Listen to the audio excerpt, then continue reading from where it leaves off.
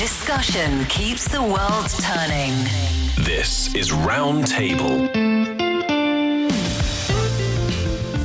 Do you agree AI is turning the internet into a digital landfill and we're all living in it? Generative AI is creating a flood of spam, fake news and images, and shallow copycats. Are we witnessing the birth of a new era of digital pollution? And if so, can we hit the reset button before it's too late? And Motivational Monday is here to turn meh into magic.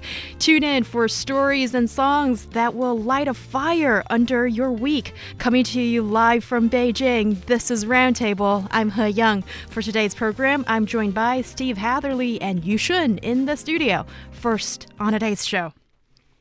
In today's digital age, artificial intelligence, or AI, doesn't just generate content, it multiplies low-quality noise at an alarming rate. The more AI scrapes from the web, the more it learns to churn out shallow, clickbait-driven junk.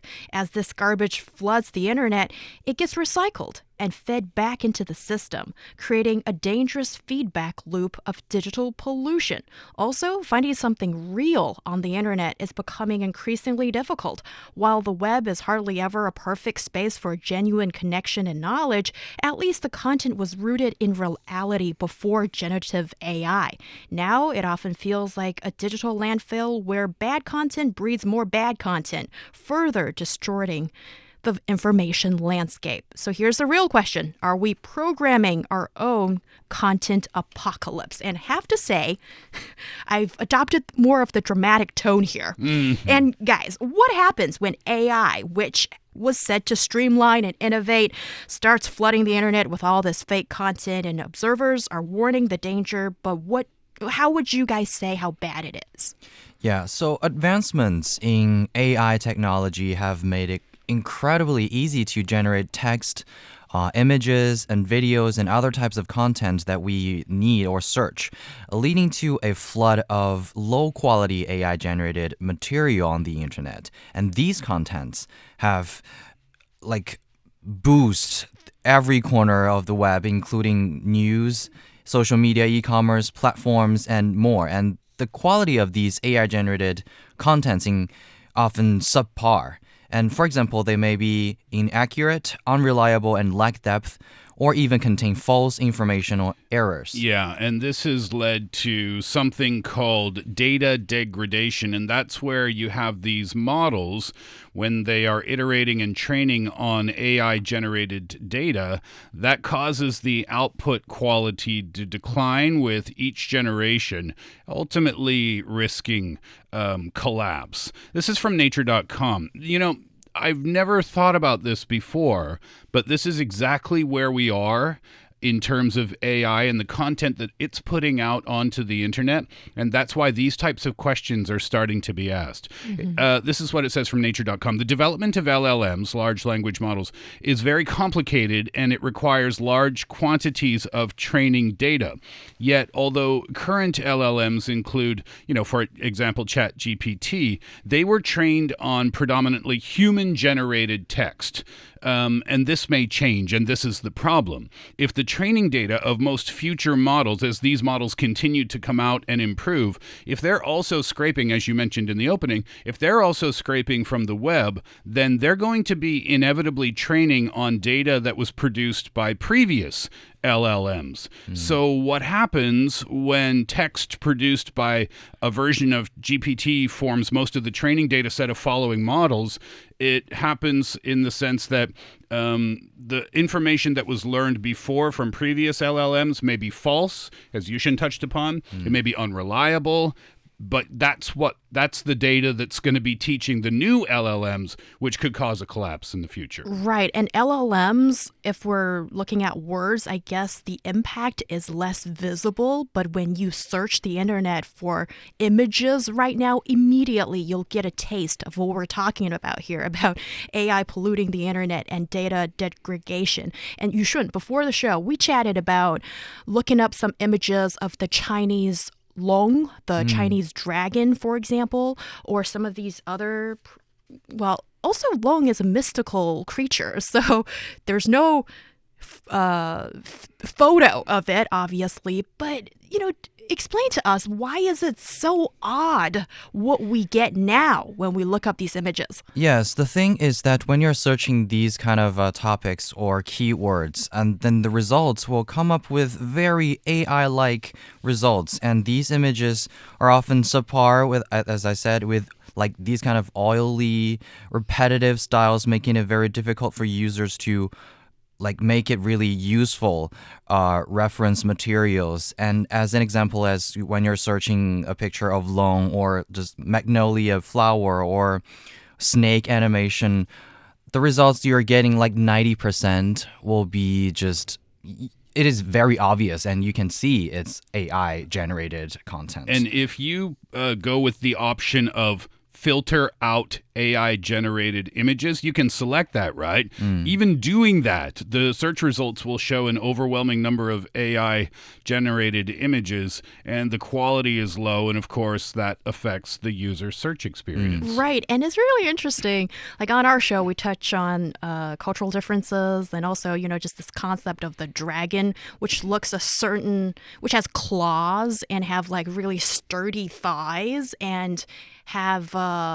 this, I would say, almost like a lion-like body. But the Chinese long, for example, the body looks more like a snake, but a really robust snake. And I'm really not doing the mystical creature any justice. I'm sorry, but I'm trying to describe that there are these really obvious differences. But with this generation of AI-generated graphs and pictures you see online, you see this weird nuclear version of a combination of those two, and that's under the label of the Chinese long. And for Chinese people who have this background knowledge, you see this and you're like, this is false. This is not what a Chinese long should look like. But if you don't have this preconceived knowledge and impression, then you might think, okay, that is what it is. But so this is only one of the very vivid examples of how fast generative AI has already, if I may say, polluted the internet. And also some game fans, they're complaining about, I don't know why this is making news on social media. Apparently the game guides in this country are crappy now because of generative AI. Is generative AI really the culprit here? It's very specific, isn't it? Yeah, if you know what happened, I think you'll feel the same with them. The thing we discussed is like the images that these generative AI created, and they will also create like these kind of false texts or even sometimes news. Game guides are being polluted by AI as well, with a large number of incomplete, inaccurate, or even false guides. And many of these guides are AI generated with empty content that says nothing, absolutely nothing. Like when you're searching, how can I get through these traps, and then they will like guide you like, oh, now you're going to in this game, and now you open your something blah blah blah, and you go back, and now we can see this is the game you're playing. That's basically talking nonsense, and you go through everything trying to get a clue or just a guide, and you just wasted your time. Yeah. Now you might listen to that information and think, well, who cares? It's just about game guides, right? But it's just another example of the internet steering us in the wrong direction. There was a research report by the New Media Research Center of the School of Journalism and Communication here in the country. And they said that since 2023, the overall situation of online rumors has been stable, but AI-generated rumors in total have seen a 65% increase in the past 6 months. And among AI-generated rumors in recent years, economic and business-related rumors account for the highest proportion. That's over 43%. And in the past year, the growth rate of economic and business-related AI rumors has surged by over 99%, almost a full 100%. Now, game guides maybe not as serious, but when we talk about these things, then all of a sudden it becomes very real. Absolutely. And NewsGuard is a news website rating company, and they discovered 49 fake news websites and using AI-generated content in early May 2024. And by the end of June, this number had risen to 277. Goodness, in a month, basically, Yeah. a month and a half. And we know fake news can spread online. There were examples from here in China where fake news was being spread online. Yes, for example, in 2023, a fake news claiming a bloody incident at a Zhengzhou meat shop, which is in central China, but it's all fake, of course, where a man killed a woman with a brick. Or another news, a train in Gansu crashed into road workers, resulting in 9 deaths, and all of these were generated using AI tools and fake, and actually they led to some of bad results where people think it is actually real. I don't know what the irony is here. If fake news sometimes sound like real news, or well, there's a reason, there's a way that fake news is being generated. That is, it's often modeled off real news, and also it often is created. Is it to manipulate people? Sometimes it's hard to exactly pinpoint the purpose of it. Yeah, because it's done for different reasons. Yes. I think, right? For example, last year on Halloween in Dublin, in Ireland, someone used AI to generate a fake Halloween parade, information for it. And hundreds of people saw that, and hundreds of people gathered on the street waiting for a parade that didn't exist. Now, that's not so serious, right? You might see that as kind of a funny practical joke. But imagine if that was for something serious, and all of those hundreds of people, if not more, showed up for something else. Yeah, right? Yeah. Now, back to the original point about why this is becoming a problem. If the internet is doing this now, if AI is doing this now, and future LLMs are scraping from websites, then they're just the problem with content is going to Exacerbate. It's going to get bigger and bigger and bigger as the years go by. Yeah. Maybe like 1 year later, when you're searching like severe accidents, these can be the examples that AI tell you, but actually they're not real. And sometimes AI can tell you in a really, really authentic tone, telling you that, oh, this is really happening. Right. So is this the hallucination 2.0? Remember when generative AI first became a big thing? That was in late 2023 when ChatGPT was dropped into this world for consumer use. And sometimes it and other large language model tools would spew crap in a really serious tone.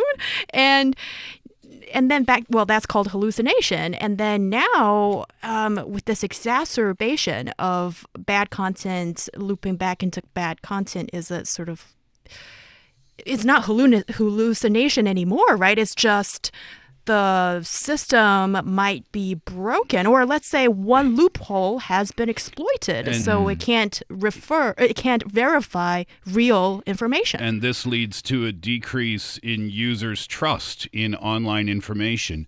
Do you remember when we did the story? I think it was about an Indian tech company, and the CEO was introducing all these new AI tools and thinking it was going to really be a helpful thing for his office, and then the employees were complaining about it. And one of the major complaints was the employees were spending more time working because they had to double check or triple check the information that the AI tools was giving them because they couldn't trust that what they were receiving was accurate. And this is going to be a problem with the trust of the internet. When the internet started, I mean, we didn't even think about trust as an issue, right? We just assumed that the information we were getting was reliable. But now users' trust in the internet has gone down. There are percentages that show that, and it's only going to get worse as this problem becomes bigger. We are already seeing some of the results showing on like search engines or communities, online communities. The online tech community Stack Overflow temporarily disabled answers and responses generated by ChatGPT after a large number of incorrect answers were submitted.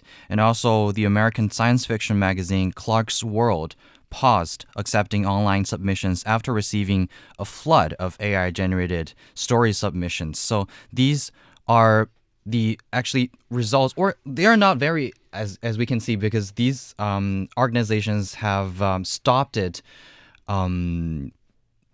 timely. But if they didn't do this, the results can be seen as maybe a whole magazine are full of like content generated by AI. Yeah. You also kind of alluded to, and I bet everybody still remembers, the great benefits that generative AI could bring to us. And now, well, we're in 2025, only even, is it less than 2 years since the drop of ChatGPT and, generative AI becoming such an integrated tool for everyday use.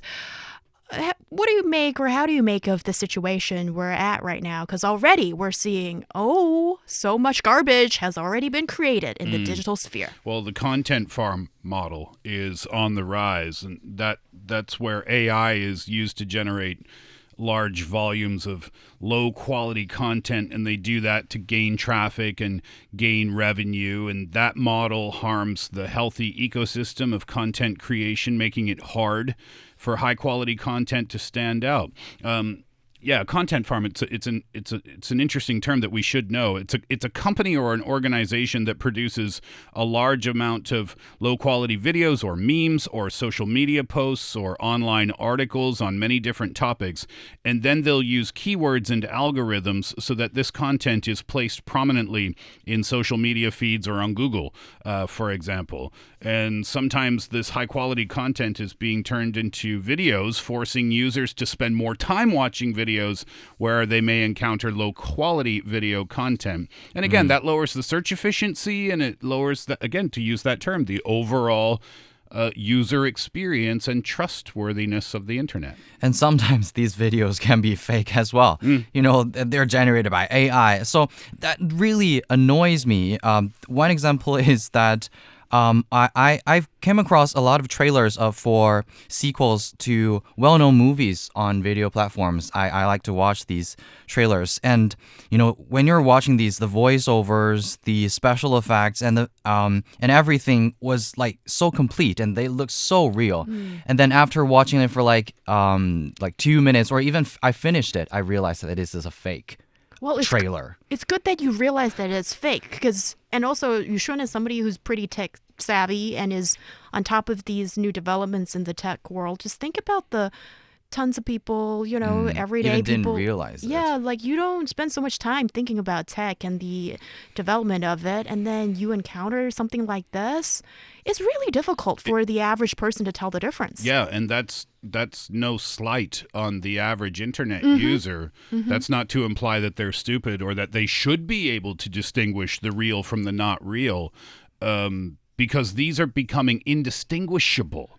The fake versus the real. And I got fooled too. This isn't AI, but it was an example of fake news. This is maybe, 8 or 9 years ago. There was a story on the internet. I read it right before I was doing my radio show in Seoul. And it was about David Guetta, the DJ. I think he's from the States. No, he's from France, I think. Anyway, the story said David Guetta doesn't DJ. He just goes on stage and presses play on a button and just stands there with the crowd. I was blown away.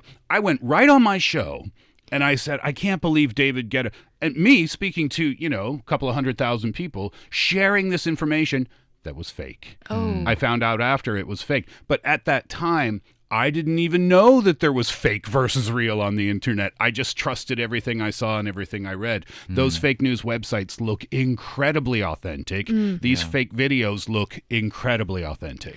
So, how can we clean up this mess before the bad use of AI destroys the web we know? The world. What can we do?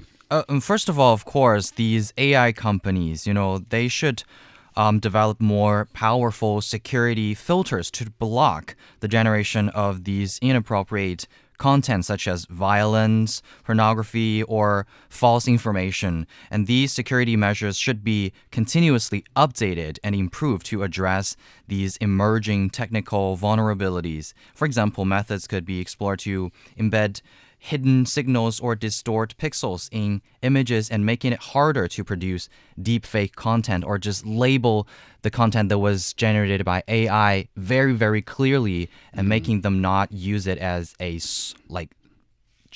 generate again source. Yeah, this is from CNN from March of 2024.